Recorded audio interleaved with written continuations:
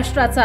नमस्कार, मी गौरी। संध्या लाईव्ह मध्ये आपल्या सगळ्यांचं स्वागत। नारायणगाव येथे काल सकाळी 9 ते 10 वाजण्याच्या सुमारामध्ये राष्ट्रीय महामार्ग 60 जुना नारायणगाव आतून जाणाऱ्या रस्त्यावरील प्रणव मंगल कार्यालयासमोर 50 ते 60 वर्षांच्या जुन्या वडाच्या झाडानं पेट घेतल्याचं कळंब पत्रकार आयुब शेख यांच्या निदर्शनास आल्यानं त्यांनी नारायणगाव येथील पत्रकार आणि सामाजिक कार्यकर्ते आदिल शेख यांना माहिती दिली। त्यांनी तात्काळ या बातमीचं गांभीर्य लक्षात घेऊन master trainer police Patil Sushant Bhujbal यांना कळवलं असता त्यांनी नारायणगाव पोलीस स्टेशनला या घटनेची माहिती दिली।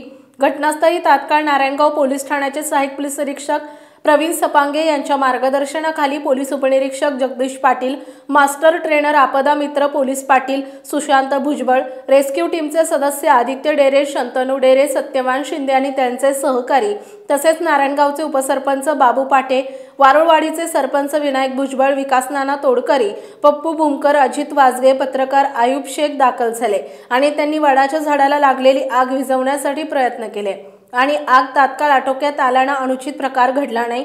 वारंवार अशा घटना होत असताना त्याच वडाच्या झाडाखाली केरकचरा जमा केला जातो आणि काही काळ गेला की तिथं आग लागते। कोणी नसताना वटवृक्ष पेटतात कसे किंवा पेटवले जातात का? काही विशिष्ट व्यावसायिक फायद्यासाठी तर काही लोक असे कृत्य तर करत नसतील ना, असा प्रश्न नागरिकांनी उपस्थित केला असून संतापही व्यक्त केला जातोय।